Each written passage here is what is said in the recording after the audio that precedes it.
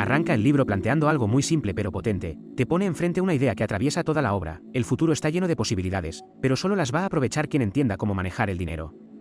No habla del dinero como algo superficial, sino como una herramienta clave para construir la vida que uno quiere. La idea central es que la riqueza no es cuestión de suerte, ni de destino, ni de trabajar más duro que los demás, sino de entender ciertas reglas básicas que siempre existieron, reglas tan antiguas como la propia humanidad, y que siguen funcionando igual hoy que hace miles de años.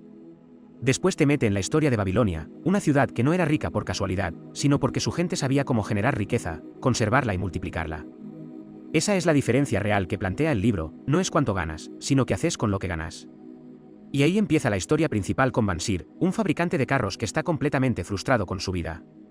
Tiene trabajo, tiene habilidades, se esfuerza, pero aún así vive al límite, sin dinero, sin progreso, atrapado en un ciclo donde todo lo que gana se le va. Bansir está sentado sin hacer nada, mirando su casa humilde y su taller, sabiendo que debería estar trabajando pero sin motivación. Su mujer lo mira con preocupación porque no hay comida, y eso refuerza todavía más su sensación de fracaso.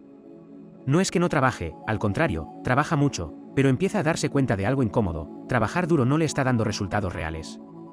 Esa es una de las primeras ideas fuertes del libro: cuestionar esa creencia automática de que esfuerzo igual a riqueza. En ese momento aparece Kobe, su amigo músico, que está en una situación bastante similar. Él también trabaja, también gana dinero, pero tampoco logra avanzar.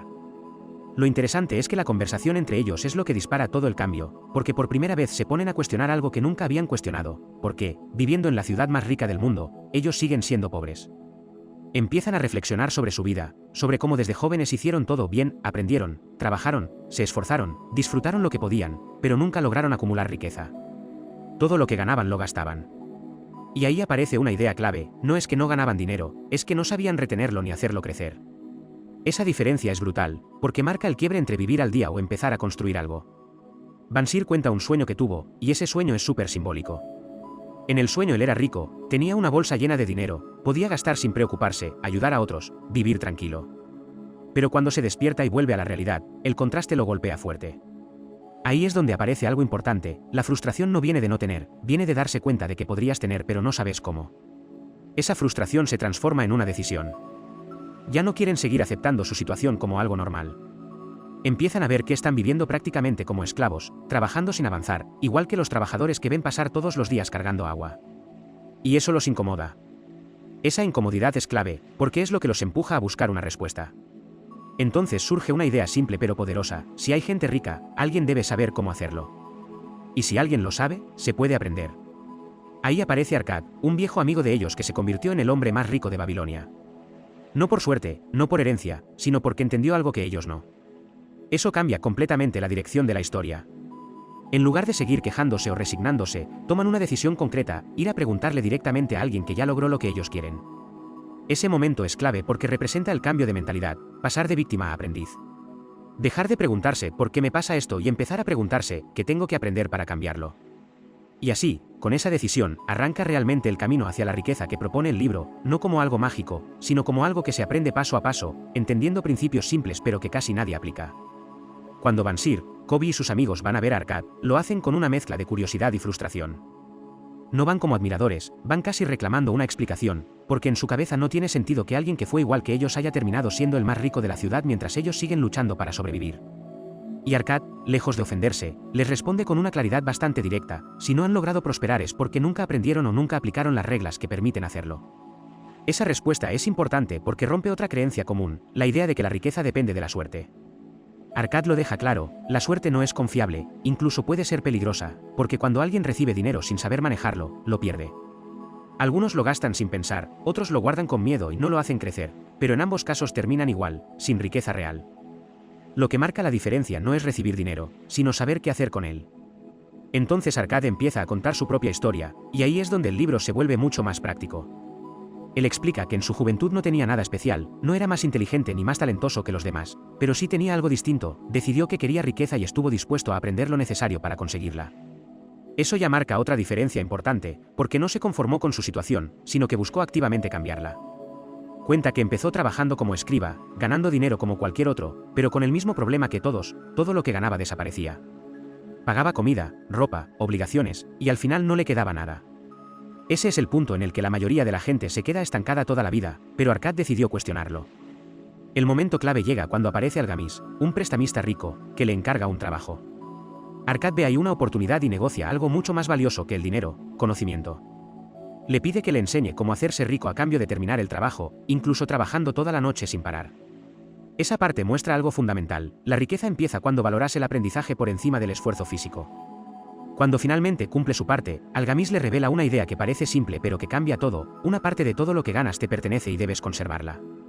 Al principio Arcad no lo entiende del todo, porque cree que ya está usando su dinero para sí mismo, pero Algamis lo hace ver algo que es incómodo pero real: paga a todos menos a sí mismo. Trabaja para otros, vive para cubrir gastos, pero nunca construye nada propio. Ahí aparece el primer principio real de riqueza: no importa cuánto ganes, si no separas una parte para vos mismo, nunca vas a salir del mismo lugar. Y no habla de ahorrar lo que sobra, sino de hacerlo primero, antes de gastar en cualquier otra cosa. Esa diferencia es enorme, porque cambia completamente el orden mental con el que manejas el dinero. Arcad empieza a aplicar esto, guardando una parte de todo lo que gana. Y lo interesante es que descubre algo que no esperaba: su vida no empeora por guardar dinero. Sigue viviendo igual, pero ahora empieza a acumular algo. Eso rompe otra creencia fuerte, la de que para ahorrar hay que sufrir o privarse completamente. En realidad, muchas veces el problema no es cuánto se gana, sino cómo se gasta. Pero ahí no termina el aprendizaje, porque comete un error importante. Invierte sus ahorros confiando en alguien que no sabe del tema, un fabricante de ladrillos que le promete ganancias en joyas. Pierde todo. Y esa parte es clave porque introduce otra idea: no basta con ahorrar, también hay que saber en qué invertir, y sobre todo, a quién escuchar. Algamis vuelve y le da otra lección todavía más directa: nunca pidas consejos sobre dinero a alguien que no sabe de dinero. Ese error le cuesta caro, pero también lo obliga a aprender algo que después va a repetir toda su vida: la importancia de rodearse de gente con experiencia real. A pesar de la pérdida, Arcad no abandona. Vuelve a empezar, sigue ahorrando, pero esta vez invierte con alguien que sí sabe, un fabricante de escudos que utiliza el dinero para su negocio y le devuelve ganancias.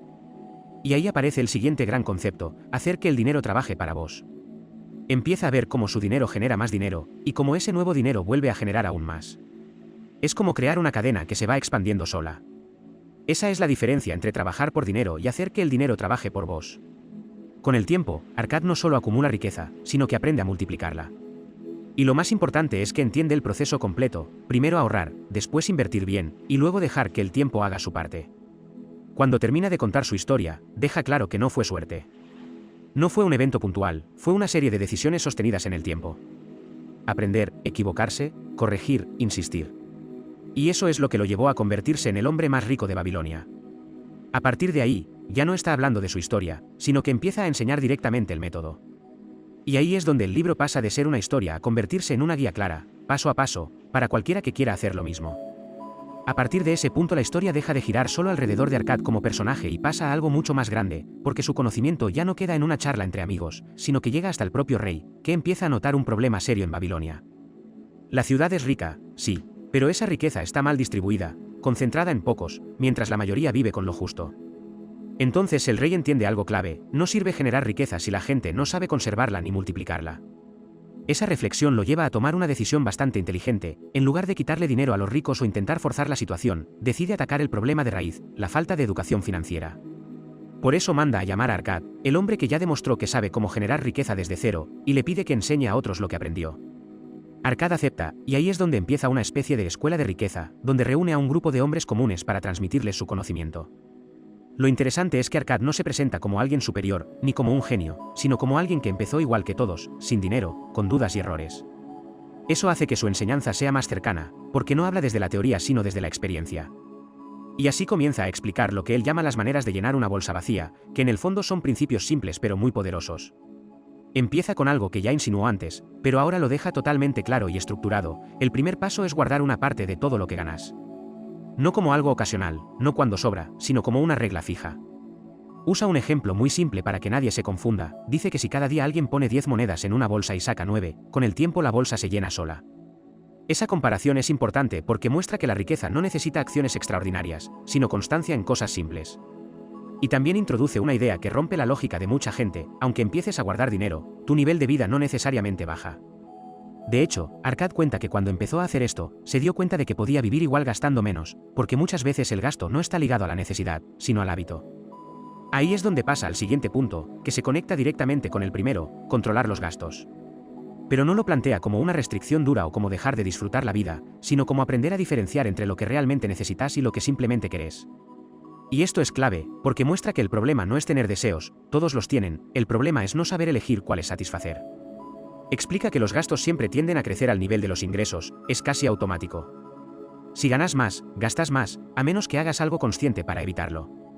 Por eso propone algo que en ese momento era bastante innovador, hacer un presupuesto. No como algo rígido que te limite, sino como una herramienta para asegurarte de que tu dinero vaya hacia lo que realmente importa. Hay un momento interesante donde uno de los alumnos se queja, diciendo que no quiere sentirse limitado, que quiere disfrutar la vida sin estar atado a números.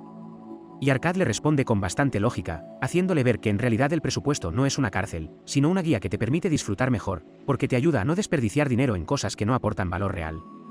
La idea de fondo es que el dinero tiene que ser dirigido, no puede quedar librado a impulsos o decisiones momentáneas. Si no lo controlas, se va sin que te des cuenta, pero si lo organizas, empieza a trabajar a tu favor. Después de dejar claro cómo empezar a ahorrar y cómo controlar los gastos, Arcad avanza hacia algo todavía más importante, qué hacer con el dinero que ya empezaste a acumular. Porque guardar dinero es solo el primer paso, pero si ese dinero se queda quieto, no crece. Entonces introduce el concepto de hacer que el dinero trabaje. Ahí cuenta cómo empezó a prestar dinero a alguien que tenía un negocio sólido, alguien que necesitaba capital para comprar materiales y luego devolvía el dinero con ganancias. Esa experiencia le muestra algo fundamental, el dinero puede generar más dinero si se utiliza correctamente. Y no solo eso, sino que esas ganancias también pueden reinvertirse, creando un efecto que se va multiplicando con el tiempo. Esa es una de las ideas más poderosas del libro, porque cambia completamente la relación con el dinero. Ya no se trata solo de trabajar para ganar, sino de construir fuentes de ingreso que sigan funcionando incluso cuando uno no está trabajando directamente. Es pasar de depender únicamente del esfuerzo personal a crear un sistema que crece por sí solo. Sin embargo, Arcad no idealiza el proceso, también advierte sobre los errores. Cuenta cómo perdió dinero por confiar en alguien que no tenía experiencia, y usa ese ejemplo para dejar una enseñanza clara, no todas las oportunidades son buenas, y no todos los consejos son válidos. Es fundamental proteger lo que ya lograste antes de buscar multiplicarlo. Y así, sin apurarse, va construyendo una base sólida. Primero te enseña a generar excedente, después a controlarlo, luego a hacerlo crecer y finalmente a protegerlo. Todo sigue una lógica bastante natural, como si cada paso preparara el terreno para el siguiente. En este punto del libro ya no se trata solo de entender ideas, sino de empezar a cambiar la forma de pensar. Porque lo que Arcad está enseñando no son trucos rápidos, sino hábitos que, si se mantienen en el tiempo, terminan transformando completamente la situación de cualquier persona. Y así, con esa base ya bastante clara, Arcad sigue avanzando, pero ahora pone el foco en algo que suele ser donde la mayoría falla incluso después de empezar bien, que es proteger lo que ya consiguió. Porque ahorrar e invertir es importante, pero si no sabes cuidar lo que acumulaste, todo puede desaparecer igual de rápido. Entonces introduce una idea que parece obvia, pero que casi nadie aplica con disciplina. Antes de pensar en ganar más, asegúrate de no perder lo que ya tenés. Empieza a explicar que el dinero atrae oportunidades, pero no todas son buenas. Muchas veces aparecen propuestas tentadoras, promesas de ganancias rápidas o negocios que suenan demasiado bien, y ahí es donde la gente se deja llevar. Arcad habla desde su propia experiencia, recordando cómo perdió sus primeros ahorros por confiar en alguien que no tenía conocimiento real sobre lo que estaba haciendo. Ese error no fue por mala suerte, fue por falta de criterio al elegir a quién escuchar. A partir de eso deja una regla muy clara, que atraviesa todo el libro: el consejo correcto vale más que el dinero mismo. No cualquier opinión sirve, no cualquier persona puede guiarte en temas financieros. Si alguien no tiene experiencia real en un área, su consejo en ese tema no tiene valor, aunque tenga buenas intenciones. Y esto es clave, porque muchas veces los errores más grandes vienen de seguir recomendaciones equivocadas. También insiste en algo que va un poco contra la mentalidad impulsiva, que es desconfiar de las ganancias rápidas. Explica que el dinero crece de forma constante cuando se maneja bien, pero no de manera explosiva sin riesgo. Entonces, cuando aparece una oportunidad que promete mucho en poco tiempo, lo más probable es que el riesgo sea alto o directamente que sea una trampa. La enseñanza es simple: primero proteger el capital, después pensar en multiplicarlo. Una vez que deja claro cómo evitar perder dinero, pasa a una idea que conecta más con la estabilidad personal: convertir tu vivienda en una inversión. Y acá no lo plantea solo desde lo económico, sino también desde lo emocional. Explica que vivir en un lugar propio no solo reduce gastos a largo plazo, sino que también genera una sensación de seguridad y orgullo que impacta en toda la vida. Describe cómo muchas personas gastan gran parte de su dinero en alquileres, sin construir nada propio, mientras que si ese mismo esfuerzo se dirige a pagar una casa, con el tiempo se transforma en un activo. No es solo tener un techo, es tener algo que te pertenece, que aumenta tu estabilidad y que incluso puede crecer en valor. Además, menciona cómo esto mejora la vida familiar, porque crea un entorno más sano, más propio, más alineado con el crecimiento. Después de eso, el enfoque cambia un poco hacia el futuro, y Arcad introduce una idea que no todos suelen considerar cuando son jóvenes: prepararse para la vejez.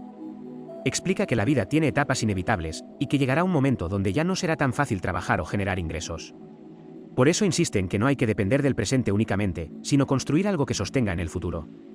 Habla de distintas formas de hacerlo, pero el concepto central es el mismo: crear fuentes de ingreso que continúen con el tiempo.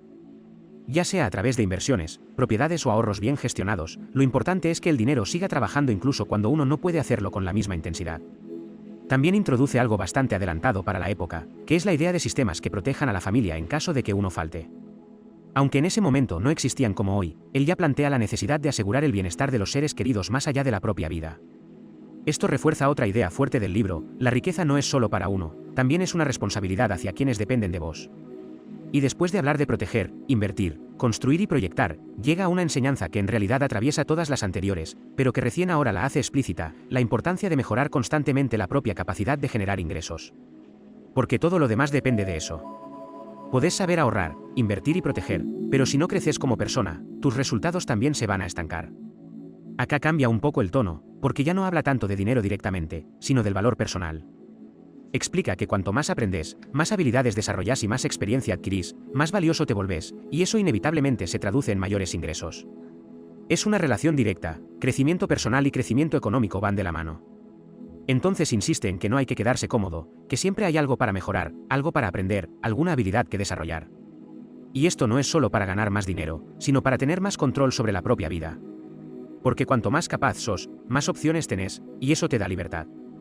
En este punto, el mensaje ya está bastante completo, no como una fórmula rápida, sino como un sistema que abarca todo: cómo empezar, cómo sostener, cómo crecer y cómo proteger. Y lo interesante es que todo se basa en decisiones simples, repetidas en el tiempo. Ya no se trata de ideas aisladas, sino de una mentalidad distinta. Una forma de ver el dinero no como algo que entra y sale, sino como algo que se construye, se cuida y se hace crecer con intención. A partir de ahí el libro no se queda solo en las enseñanzas directas de Arcad, sino que empieza a expandir esas ideas a través de otras historias, como si quisiera mostrarte que estos principios no son teóricos, sino que funcionan en situaciones reales, con personas distintas, con problemas distintos. Y en ese cambio aparece una de las historias más interesantes, la de un hombre llamado Rodan, que de golpe recibe una gran suma de dinero como recompensa del rey. Rodan no es rico, no está acostumbrado a manejar dinero, y de repente se encuentra con una cantidad importante en sus manos. Eso que para muchos sería una bendición, en realidad se convierte en un problema. Porque no sabe qué hacer.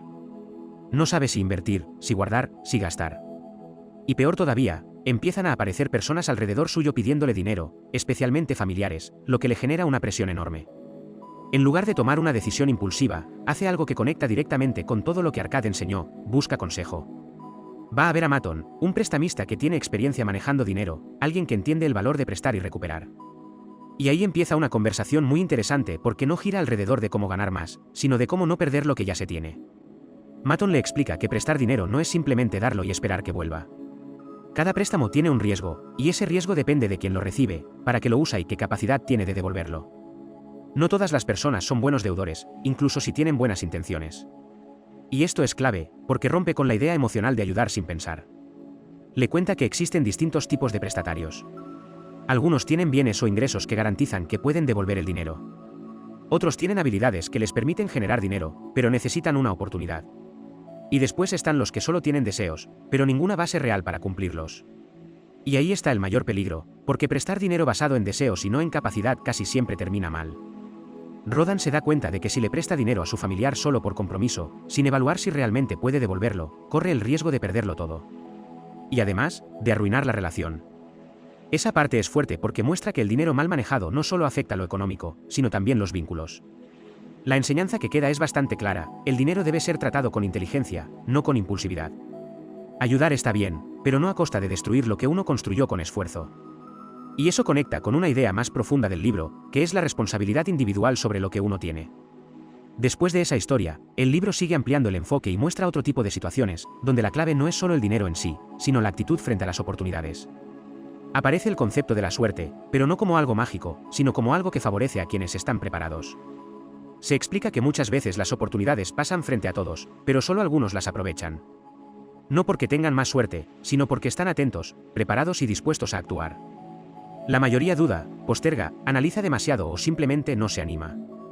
Y esa inacción termina siendo más costosa que cualquier error.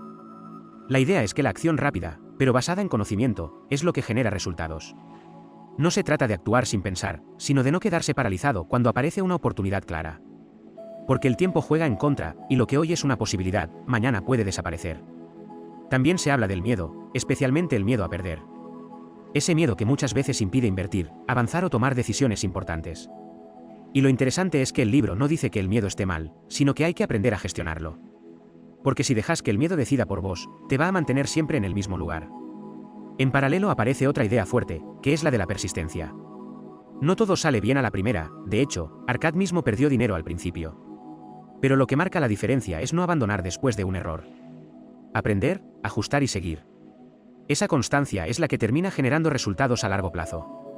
A medida que avanzan estas historias, el mensaje se vuelve cada vez más claro, aunque no lo diga de forma directa, la riqueza no es un evento, es un proceso. No ocurre de un día para otro, sino que se construye con decisiones repetidas, con hábitos sostenidos y con una mentalidad que prioriza el largo plazo por sobre la gratificación inmediata. Y en todo ese recorrido hay algo que se repite constantemente, aunque desde distintos ángulos. El dinero no es el problema ni la solución en sí misma, es simplemente un reflejo de cómo pensás, cómo decidís y cómo actúas. Si cambias eso, inevitablemente cambia el resultado. En este punto del libro ya no estás solo entendiendo conceptos, sino empezando a ver cómo se aplican en la vida real, con errores, dudas, presiones externas y decisiones difíciles. Y eso lo hace mucho más cercano, porque muestra que el camino hacia la riqueza no es perfecto, pero sí es posible si se siguen ciertos principios. Y a medida que el libro se acerca a su parte final, ya no introduce ideas completamente nuevas, sino que empieza a reforzar todo lo que vino construyendo, pero desde otro ángulo, más profundo, más ligado a la forma en la que una persona se posiciona frente a la vida. Porque en el fondo, todo lo que se habló hasta ahora, ahorrar, invertir, proteger, planificar, depende de algo todavía más importante, el carácter. Empieza a aparecer con más fuerza la idea de que el éxito financiero no es solo una cuestión de conocimiento, sino de comportamiento. Dos personas pueden saber lo mismo, pero si una actúa con disciplina y la otra no, los resultados van a ser completamente distintos. Entonces el libro empieza a girar hacia esa parte interna, la que no se ve, pero que define todo. Se vuelve a mencionar algo que ya había aparecido antes, pero ahora con más peso, la determinación. No como algo emocional o pasajero, sino como la capacidad de hacer lo que uno se propone sin excusas. Arcad lo había explicado con ese ejemplo simple de tirar una piedra al río todos los días sin fallar, y ahora esa idea cobra más sentido, porque muestra que la riqueza se construye con acciones pequeñas, pero constantes. También se profundiza en el tema de la oportunidad, pero no como algo externo, sino como algo que depende de la preparación. Se insiste en que la oportunidad siempre aparece, pero solo beneficia a quien está listo. Y estar listo no significa tener todo resuelto, sino haber desarrollado el criterio suficiente para reconocer una buena oportunidad y la valentía para actuar en ese momento. Se habla mucho de cómo la gente suele dejar pasar esas oportunidades por dudas, por miedo o por comodidad. Y eso se conecta con algo muy humano, la tendencia a postergar.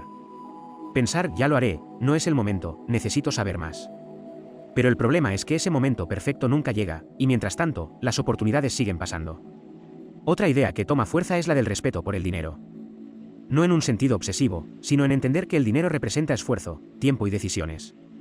Cuando alguien lo gasta sin pensar, en realidad está despreciando todo lo que hay detrás de ese dinero. En cambio, cuando lo administra con inteligencia, está valorando su propio trabajo y su futuro. En paralelo, el libro vuelve a recalcar algo que puede parecer obvio, pero que no siempre se aplica: vivir bien mientras se construye riqueza. No se trata de acumular sin disfrutar, ni de volverse extremadamente austero. Se trata de encontrar un equilibrio, donde se pueda disfrutar del presente sin comprometer el futuro. Esa es una línea fina, pero fundamental. También se refuerza la idea de la independencia. No depender de otros, no depender de la suerte, no depender de circunstancias externas. Construir una base propia que permita tomar decisiones con libertad. Y eso no se logra de un día para otro, sino con cada pequeña acción bien hecha, con cada decisión consciente. A esta altura, todo empieza a integrarse. Ya no son reglas separadas, sino partes de un mismo sistema.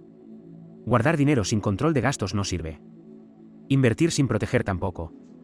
Ganar más sin disciplina lleva al mismo resultado de siempre. Todo está conectado. Y lo interesante es que el libro nunca plantea la riqueza como algo inalcanzable o reservado para unos pocos. Al contrario, insiste en que cualquier persona puede lograrlo si aplica estos principios. No importa el punto de partida, importa lo que haces a partir de ahora. También deja entrever algo que no siempre se dice explícitamente: la riqueza no es solo dinero. Es tranquilidad, es seguridad, es la posibilidad de elegir, de ayudar, de vivir sin estar constantemente preocupado por llegar a fin de mes. El dinero es una herramienta, pero lo que realmente cambia es la calidad de vida. Y así, Sin dramatismo ni exageraciones, el libro va cerrando su mensaje principal: la riqueza es el resultado de entender y aplicar ciertas reglas simples, pero con constancia. No hace falta ser brillante, ni tener suerte extraordinaria. Hace falta claridad, disciplina y paciencia. Y llegando casi al final, todo lo que el libro viene construyendo empieza a sentirse más claro, como si todas las piezas terminaran encajando. Ya no se trata solo de aprender reglas, sino de entender que esas reglas, si realmente se aplican, cambian la dirección completa de una vida. Porque en el fondo, lo que se plantea no es únicamente cómo ganar dinero, sino cómo dejar de vivir condicionado por él. Se vuelve a remarcar algo que está presente desde el principio, pero ahora con más fuerza: la diferencia entre desear y decidir.